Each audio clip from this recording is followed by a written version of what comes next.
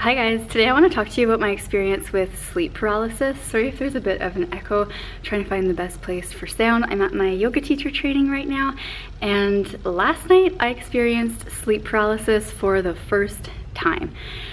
So let me tell you about it. Let me tell you, for anyone who's experienced sleep paralysis and you feel freaked out or scared by it, how to get yourself out of it and how to actually see it as a gift.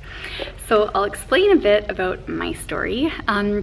Last night I went to sleep around 11 and I kept waking up throughout the night and having to go to the bathroom, and then at one point I could hear this loud music, and it was like loud dance music and like pretty fast paced, and then I started seeing all of these ads playing in front of me and stuff, and I was just like, I could hear the music and see all of these, it was like visuals and words that felt kind of like ads, and I was just like, this isn't really great music to be sleeping to. And then I was just like, when did I put my headphones in? And then I go to feel my ears and I couldn't move my hands. And then I started freaking out and I was like, oh my God, I'm in sleep paralysis, because I had only ever heard of other people having it, but I hadn't experienced it myself. So essentially what sleep paralysis is that you're kind of in between the dream state and the awakened state, and you're able to observe your dreams, but you can't physically move your body. So this is where it can get pretty scary, because probably none of us has ever been awake but not able to move our body, unless something happened where we actually are paralyzed. But to physically be incapable of moving can get really scary, especially because all these visuals are still happening. So I was still hearing the loud music. I could see all these images that just felt like ads or brainwashing or something, but it was kind of like all my subconscious mind that I was able to observe visually and auditorily,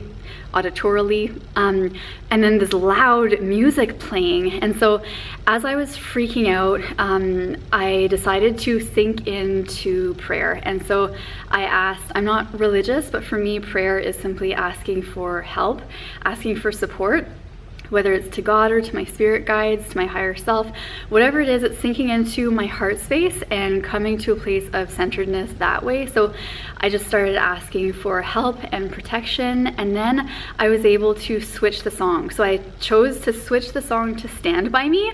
So then I could hear the loud, everything was very loud, but it was like hooga chaga, hooga chaga, hooga chaga. And then the melody and words started coming in, like, I don't even know the words, but my subconscious definitely does, because the song was like listening to it on headphones really loud.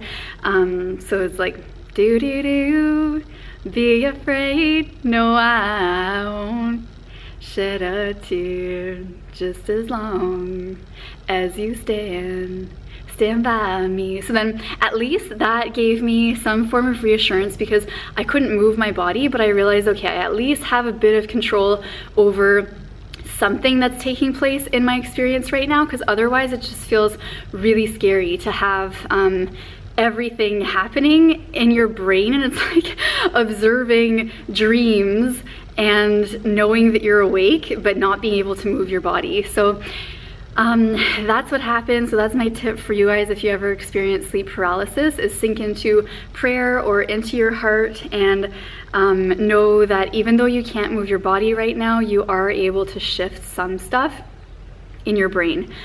So a few things from this came, two of them I want to talk about. One was my dreams. I obviously had really great dream recollection because I was able to see them. So I was able to see a lot of my dreams as they were happening. One thing with it feeling like ads, I was getting this really strong message even before falling asleep last night. So I feel like it was almost like this intuitive message that was coming through and then really being shown to me in the dream state. But it was this message that, because I'm here at my yoga teacher training, I've been 4 days now without any access to the internet, any type of media whatsoever. I'm in Mexico. You can probably see some palm trees behind me, and with a really great community here, and we're really like living communally. and we're really living communally. And the message that I was getting in my intuition last night is that the news is one of the worst things that we can watch. And the reason being, and this is something, I haven't watched the news in about 10 years or read any news or anything like this, because it's actually a form of mental poison. And I want to explain a bit about this, and I'll probably make a separate video on this topic too. But essentially, our mind is being constantly filled with visuals. And as I was in this state of seeing my subconscious, it was almost like my subconscious was trying to clear out like all these visuals that I've been bombarded with throughout my life. So visuals from the news, from advertisements, from movies, from whatever else, social media, like basically just getting all these other people's thoughts and messages coming through me. But the thing that happens with the news is that people see it as a reflection of what the world is. So they'll see it and be like, okay, this is what's happening in the world. Bombings, shootings, scary things happening in these different places, natural disasters, and it's all this stuff that we aren't actually personally affected by in the physical, in the sense that if we all lived in communities in a way that's actually most natural and healthful and healthy and thriving for us, we wouldn't hear about all these crazy things, or we wouldn't see these images of all this stuff happening. And what it does when we are connecting with the news or different forms of media, it's placing beliefs into our subconscious mind from the outside, which means that your beliefs are being controlled by outside factors. And our beliefs are some of the most powerful aspects of ourselves, because our beliefs shape our thoughts, which shape our feelings, which shape our entire reality. So anyways, I won't go too much into a tangent on this, but that's essentially a message that was coming through. And then I was also seeing a lot of dreams where there was stuff, even like I was seeing myself as a child from a third person perspective, and different memories or things were coming up that felt like they were there for me to be healing and seeing and shifting my perception around them.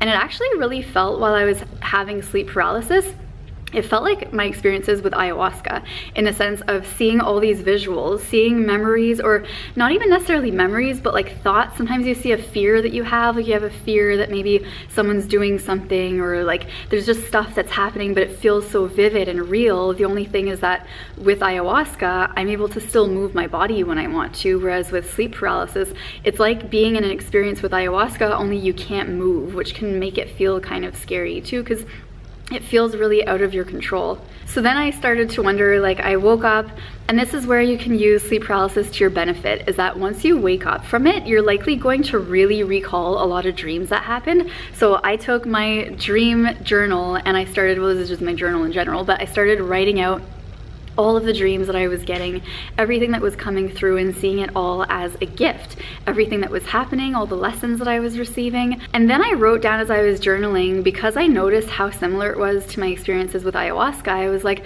I wonder if in the dream state, our DMT, because DMT is the psychoactive component of ayahuasca, but we naturally have DMT that's produced in our own brain. So I was like, I wonder if DMT is really activated in the dream state, and maybe that's why, as I was observing my own dream state, it felt really similar to an ayahuasca experience. And because I don't have the internet here, I'm not able to research this stuff right now. So if you guys want to leave a comment if you know about this, how DMT works with our dreaming, and anything else that you guys might know about sleep paralysis or your experiences with it, I love it if you share in the comments, and we can have a discussion going on different things that have happened to different people with sleep paralysis. I'd say probably, if I had to think of why I experienced sleep paralysis, there could be a lot of different reasons, but usually I sleep pretty steadily throughout the night. Like I'll get a solid 8 hours of sleep or so,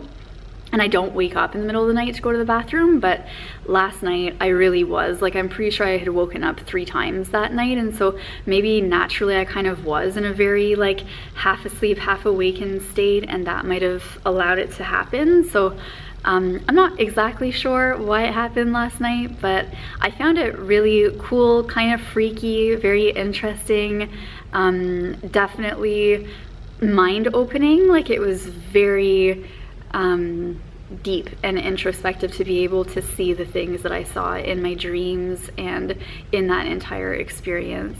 So I think that's where I'll leave it for you guys, and thank you so much for watching. Make sure to subscribe for more, give this video a thumbs up if you liked it, and I'll see you next time, and may you be happy, healthy, and free. Bye.